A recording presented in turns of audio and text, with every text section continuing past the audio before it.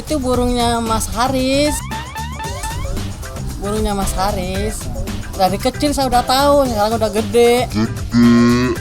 Maksudnya ya kemana-mana dia bisa kembali gitu loh. Dia pintar tahu rumahnya di mana. Cakep. Ini dia nih burung yang bikin heboh satu kampung.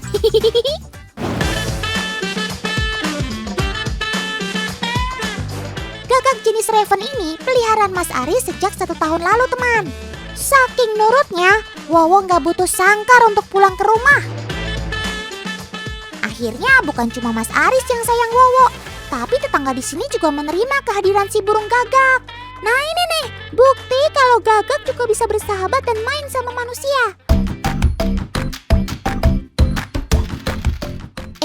Tapi kok kamu mainnya kejar-kejaran sih sama anak-anak itu?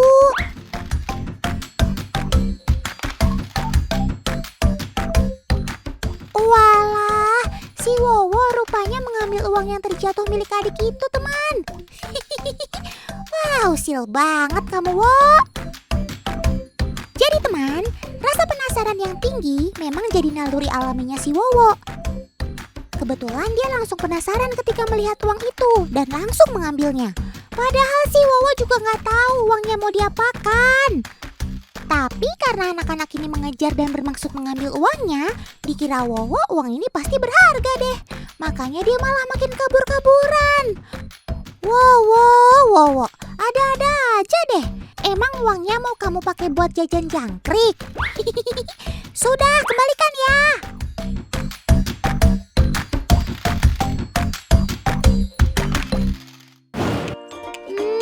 Ada-ada aja kamu, Wo.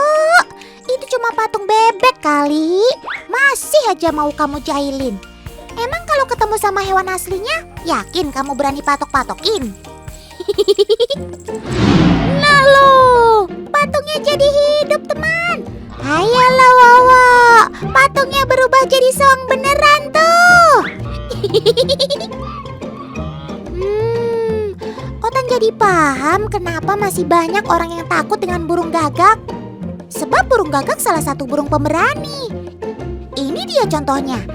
Bertemu dengan hewan yang lebih besar pun gak bikin nyali Wowo jadi kecil.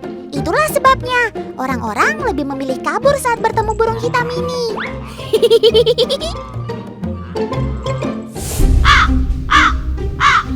Akulah si hitam kelam. Akulah pemilik suara parau. Dan aku adalah korban fitnah salah kaprah.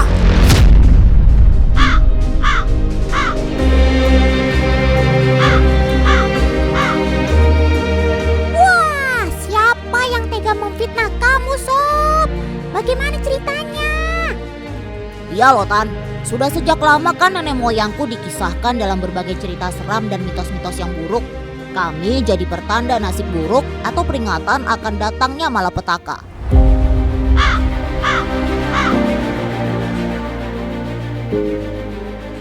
Coba bayangkan bagaimana perasaanku. Semua orang takut akan kedatanganku. Semua orang jadi menjauhiku. Otan ikut prihatin sama kamu ya, Sob.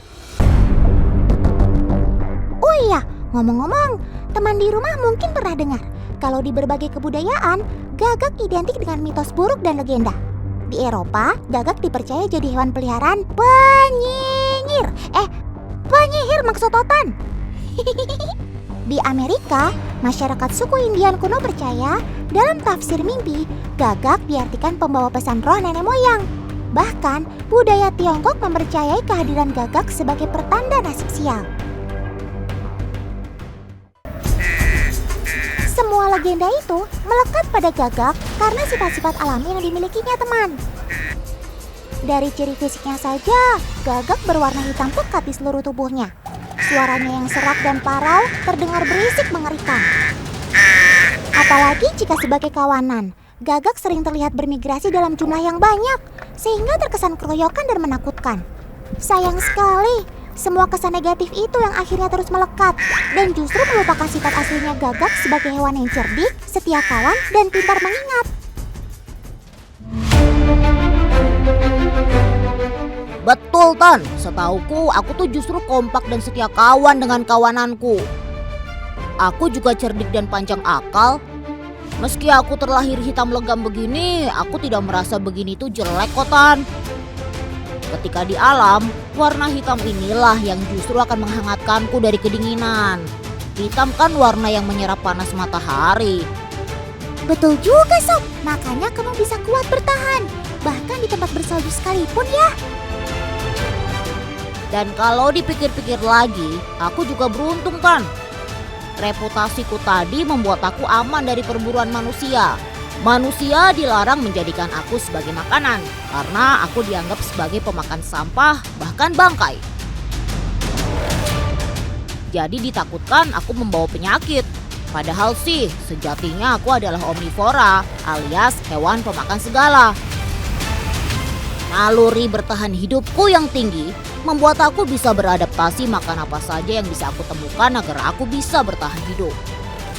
Tuh catat ya teman, kalau begini kan kita jadi tahu alasannya langsung dari si Gagak. Nah makanya aku mau membuktikan pada semua orang kalau aku adalah hewan pintar yang panjang akal. Dan aku bisa bersahabat juga dengan manusia tanpa membawa nasib sial pada mereka.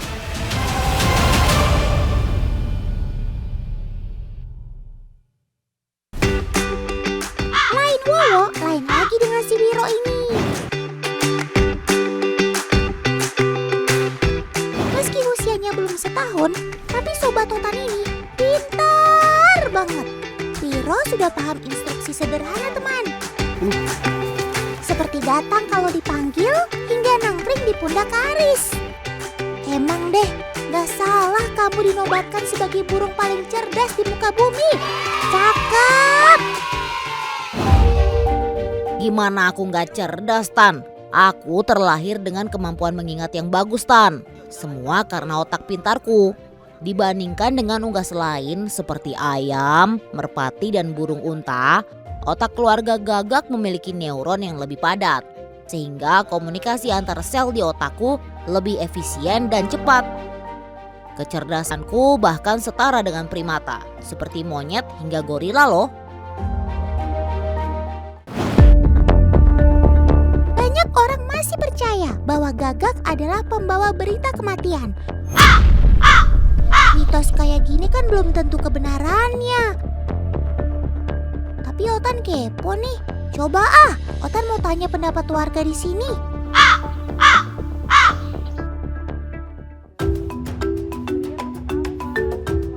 Halo, Bu Ibu semua.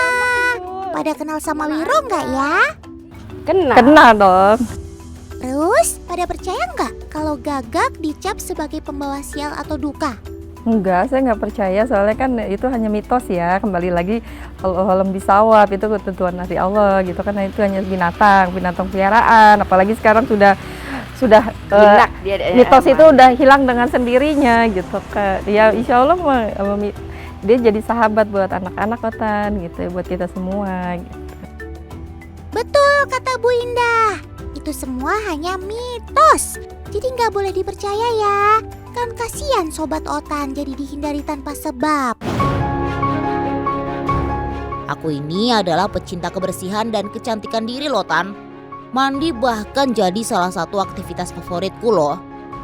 Mandiku dimulai dengan membasahi paruh terlebih dahulu. Saat dirasa suhunya pas, barulah giliran kepala dan bulu-bulu di tubuhku yang dibersihkan.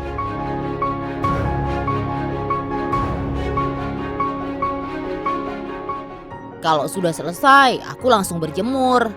Wah, kalau sudah berjemur, aku sering lupa segalanya.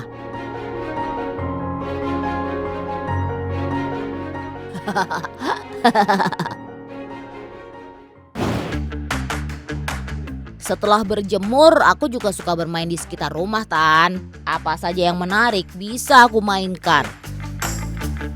Nah, ini kesukaanku. Naik turun tangga. Sebagai hewan yang suka bermain, naik turun tangga ini bisa membantuku agar tidak bosan, Tan. Aneh-aneh aja kamu Sob. Loh.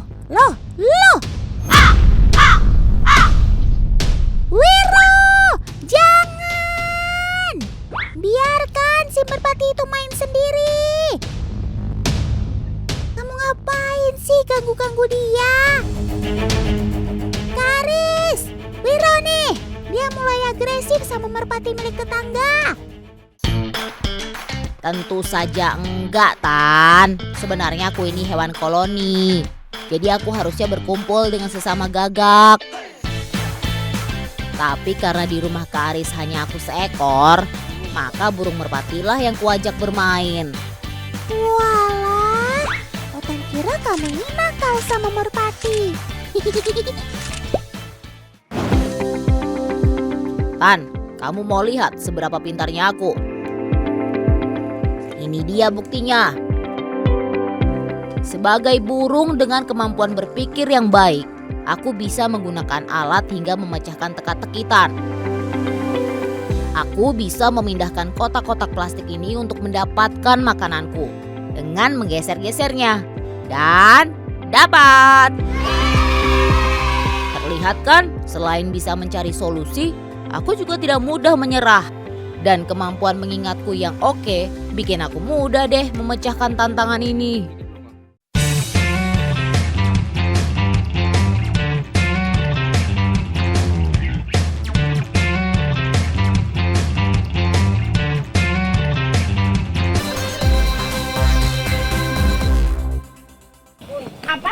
Tolong cariin ada kambing yang hilang. Di mana? Di sini? Iya, di sini. Masuk sini? Iya, masuk sini. Waduh, masuk sini. Ayo kita cari, Mang. Ayo. Perasaan Otan nggak enak nih kalau dombanya masuk sini. Om Editor, coba Otan mau lihat dari atas dong.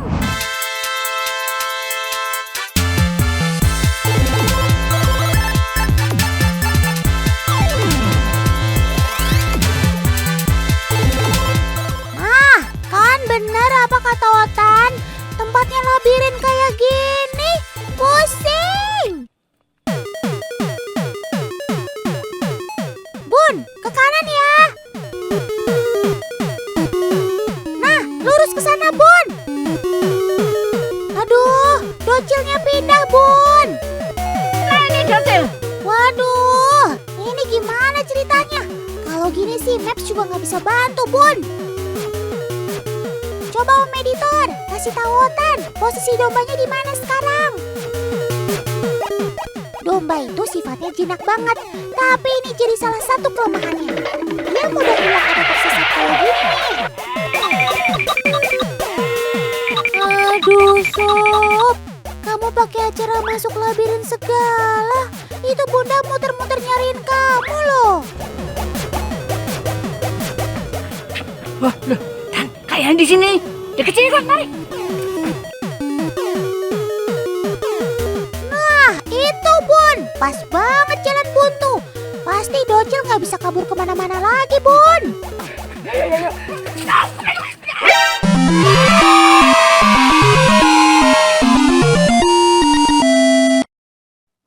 Dan, lari itu kenceng banget. Udah, nggak kuatan. Oh, dia masuk ke jalan buntu. Jadinya dia berani tenaga. Kamu juga capek ya.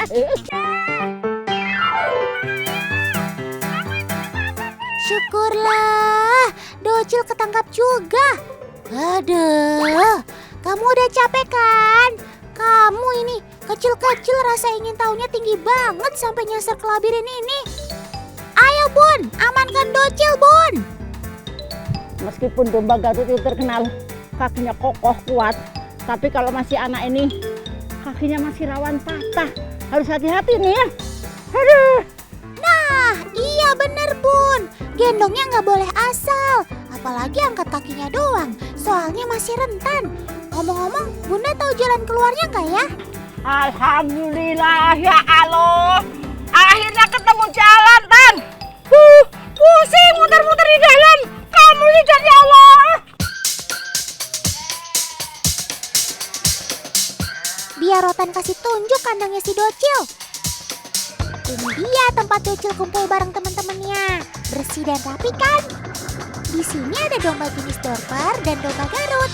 Mereka lebih suka berkelompok, makanya kemana-mana selalu rombongan. Gak bisa terpisah dari kawanannya. Sekarang Tan, saatnya domba-domba ini mau olahraga bareng kuda. Masuk sana, ayo Pak, ayo. Ya ampun, ternyata ternyata ada Bunda yang buka gerbang. Pantesan mereka langsung lari kencang begitu suara gerbang terbuka.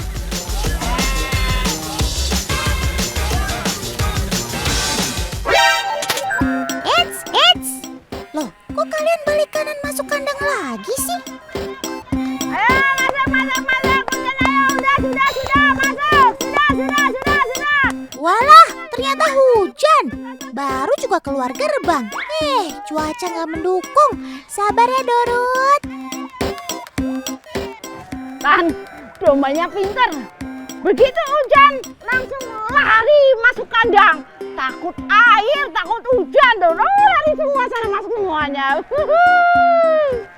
Iya. Otan tahu kok Sobat Otan ini bukan malas olahraga sama Bunda.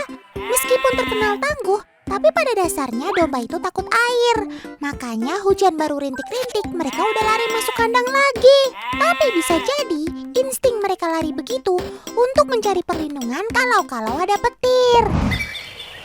Nah, begitu langit cerah lagi, mereka langsung brrrr, pada lari keluar lagi.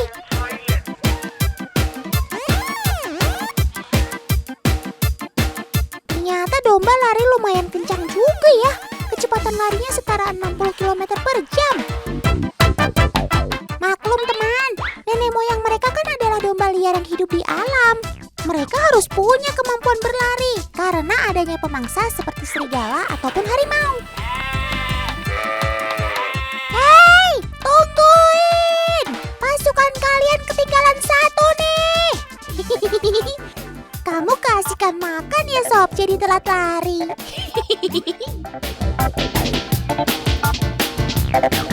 Saat makan rumput, domba lebih selektif daripada sapi. Rumput yang mereka pilih yang segar-segar dan menghindari yang terkontaminasi racun. Waduh, ada aja dramanya. Si Docil kabur ke labirin, terus domba-dombanya mau digembalain keburu hujan. Ya udah, sekarang waktu yang paling kalian tunggu-tunggu. Waktunya makan.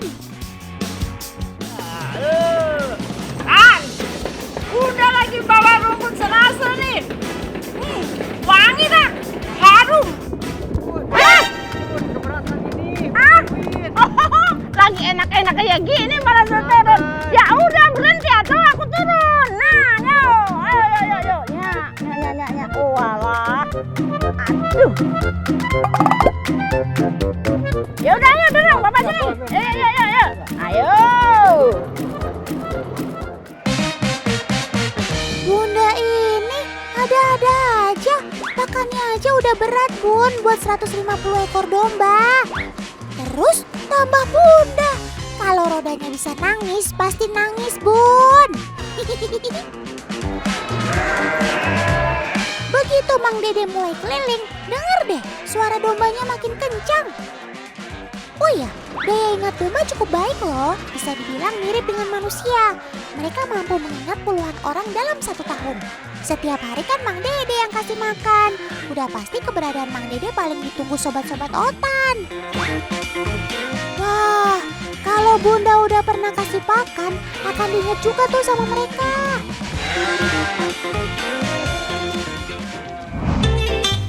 Wih, Bunda mau bawain bonus pakan lagi nih buat sobat Otan.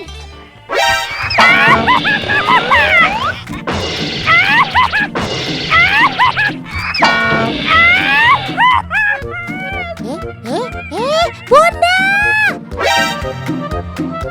Dalam hitungan 3, 2, 1. Sobat-sobat Otan dari jauh udah cium aroma pakan yang menyengat. Jadi langsung gercep nyamperin Bunda deh. Lah.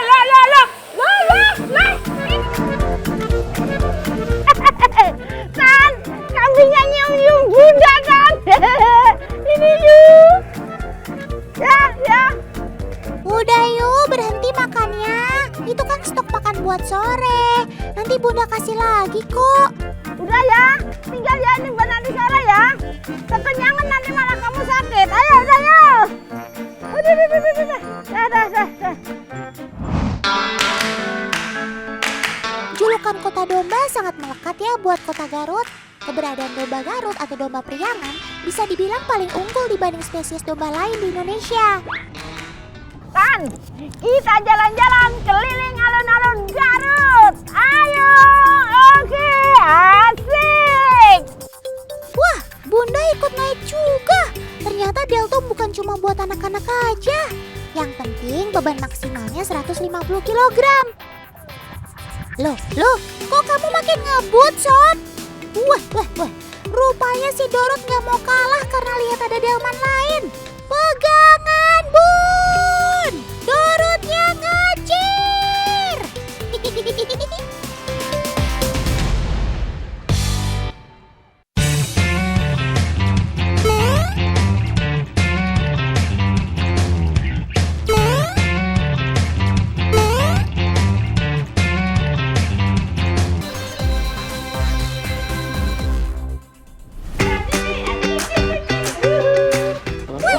Ada yang mau olahraga nih. Emang deh, kalau lagi liburan kayak gini, enaknya ngisi waktu dengan hal-hal positif seperti berolahraga. Kalau dilihat-lihat, Bunda ini emang gak ada takutnya ya teman. Mau sama king cobra, buaya, sampai harimau pun Bunda berani. Jadi sebenarnya Bunda takutnya sama apa sih? Apa aja berani, semua binatang itu nggak galak nggak, tinggal kitanya yang ngadepin ya sih. Kalau begitu, Otan punya tantangan nih buat Bunda. Kira-kira Bunda berani nggak ya sama sobat Otan yang satu ini? Apaan Tan? Beranilah, masa iya nggak berani? Ayo, ya sih ya kita lihat ya pasti. Kalau begitu, ayo ikut Otan. Ayo, ya sih ya. Mana tanah? Nggak ada apa-apa kok. Itu tuh di sebelah kanan Bunda. Coba dilihat. Banyak banget. Gimana? Berani nggak terima tantangan Otan? Coba ya Tan, sahabat Otan yang ini mah nggak nakal. Perkenalkan, sobat Otan ini adalah si kodok lembu atau lebih dikenal dengan nama American Bullfrog. Sesuai namanya, sobat Otan ini asalnya dari Amerika, lebih tepatnya di Amerika bagian utara. American Bullfrog ini adalah salah satu kodok terbesar di dunia loh. Tuh, lihat langsung aja deh kalau nggak percaya. Wih, tantangan Otan terjawab sudah. Ternyata benar kalau Bunda itu nggak ada takut-takutnya. Nih Tan, besar-besar banget. Bunda lagi milihin, lagi sortir, mau ditimbang. Ini kodok-kodok indukan mau dikirim. Tuh, timbang dulu ya, satunya berapa? Gede banget ini. Wah, beratnya hampir mencapai 400 gram teman. Besar ya.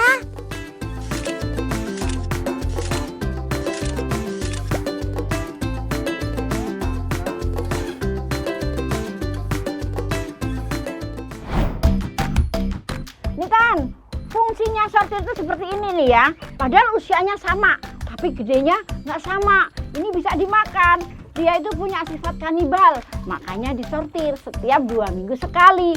Karena ini tuh kodoknya banyak, makanya kan berebut. Jadi ada yang besar, ada yang kecil. Teman, setelah disortir, kodok-kodok tadi biasanya akan ditaruh di tempat terpisah. BTW, hati-hati ya Bun bawanya, jangan sampai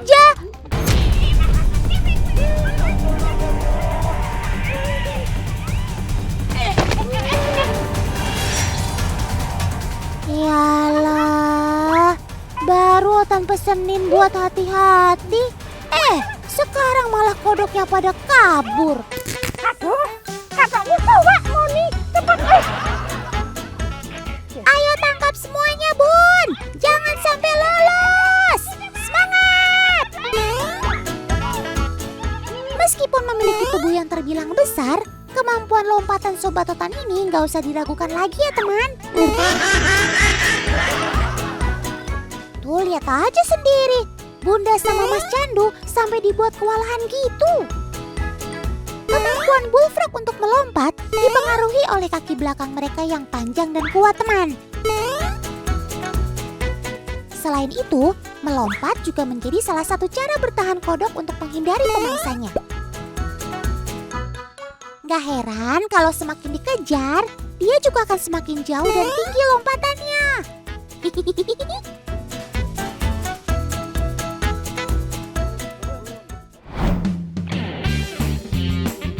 Wih, ada yang lagi main kelereng nih. Kelihatannya seru banget. Otan ikutan dong.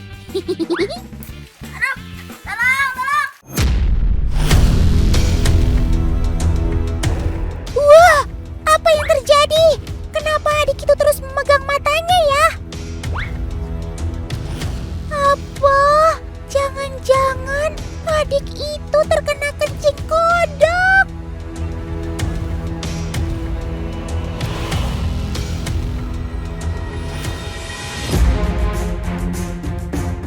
Air seni atau kencing kodok sebenarnya sama saja dengan air urin manusia atau binatang lainnya.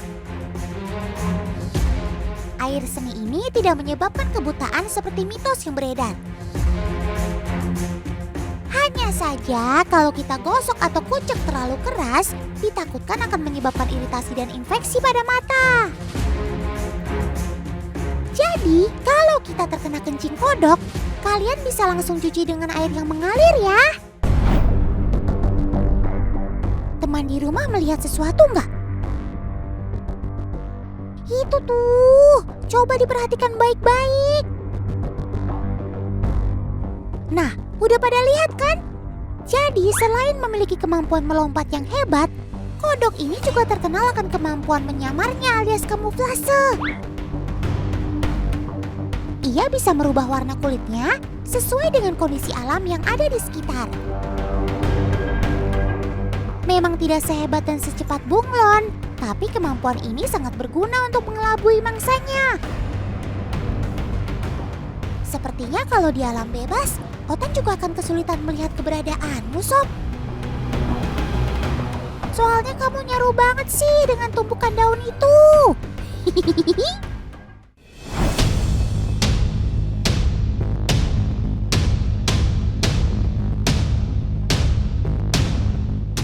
Wah, ada ular kobra. Hati-hati, Sob. Ayo kamu pergi dari sana. Cepat. Kenapa kamu diam saja? Ayo cepat kabur. Wah, ternyata seperti itu Sob cara mau menakuti predator lainnya. Keren. Otan kira kamu akan pasrah ketika berhadapan langsung dengan predator alaminya. Tapi sobat Otan ini malah mengembangkan tubuhnya sehingga terlihat lebih besar. Nggak cuma itu, wajah bullfrog juga jadi lebih menyeramkan, bukan ketika dia sedang mode siaga.